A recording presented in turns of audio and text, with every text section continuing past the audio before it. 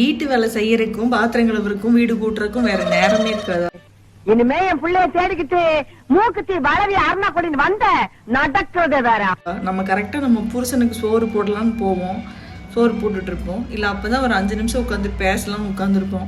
உடனே இந்த மாமியாரிக குடுன்னு ஓடி போய் துணி துவைக்கிறது, குடுன்னு ஓடி போய் வீடு ஊட்டுறது, குடுன்னு அப்பதான் வீடு துடைக்கிற எண்ணமே வரும். மற்ற நேரம்லாம் சும்மா வேலை பக்கத்து வீட்டுக்காரிகளை கூட்டிட்டு வந்து உட்கார வச்சு அண்ணா ஆத்து தெரியுமா அப்படின்னு கதை வச்சுட்டு இருப்பாளுங்க. நம்ம அப்பதான் நம்ம புருஷன் கூட ஒரு 5 நிமிஷம் பேசலாம் அப்படின்னு உட்காருவோம். அதுக்கு ஆரம்பிச்சிருவாளுங்க. இவளுக்கு வேலை செய்யறத பார்த்துட்டு நம்ம கல் நெஞ்ச காரி மாதிரி உட்காந்துட்டு இருக்கோமா, இவளுக்கு பறந்து பறந்து பம்புற மாதிரி வேலை செய்யற ஆளுங்களாம். நம்ம புருஷன் முன்னாடி, அதாவது அதிக மகன் முன்னாடி ஒரு ஆக்டிங்க போடுவாளுங்க. இது பெத்து தானே அது, அதனால இதுவும் வேற மாதிரி நம்ம கிட்ட வந்து ரியாக்ட் பண்ணும். அம்மா செய்யறோம் போய் செய் போ, என்ன பண்ணிட்டு இருக்கிற நீ, என்ன பண்ற, இதெல்லாம் செய்யல. ஏய் பைத்தியமே, அது பியூர் ஆக்டிங். இது கூட தெரியாம இல்ல 2 பேரும் பிளான் பண்ணி பண்றாங்களா புரியாது நம்மளுக்கு.